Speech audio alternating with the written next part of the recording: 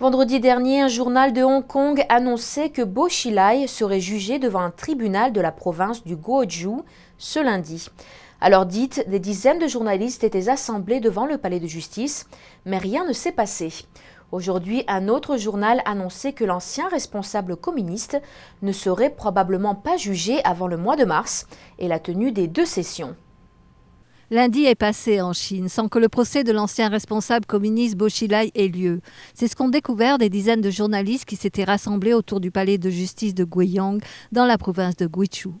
Vendredi dernier, pourtant, un journal de Hong Kong avait rapporté que Bo Xilai serait jugé ce jour-là. Aujourd'hui, un autre journal officiel suggère que le procès pourrait ne pas avoir lieu avant le mois de mars. Selon le Global Times, un journal d'État de langue anglaise édité par le quotidien du peuple, un responsable chinois aurait dit que Bo Xilai ne comparaîtrait pas avant les 2 sessions, les réunions annuelles du Congrès national du peuple et de la conférence consultative politique du peuple, qui font office en Chine de parlement.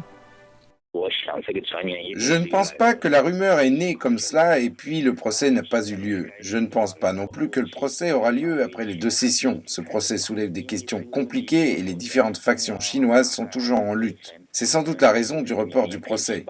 L'incertitude entourant le procès de Bo Xilai a alimenté les commentaires sur le manque de transparence au sein du leadership communiste en particulier, au sujet d'une affaire d'une telle ampleur. Liu Juning, un spécialiste de la politique chinoise, a commenté sur son compte Weibo, je cite, « Une grande nation comme la Chine n'arrive pas à trouver des sources plus fiables que des rumeurs ».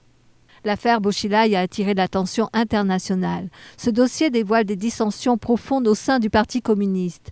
Bo Xilai n'est pas apparu en public depuis le mois de mars dernier et les médias officiels ont très peu commenté les accusations exactes qui seront portées contre l'ancien responsable communiste.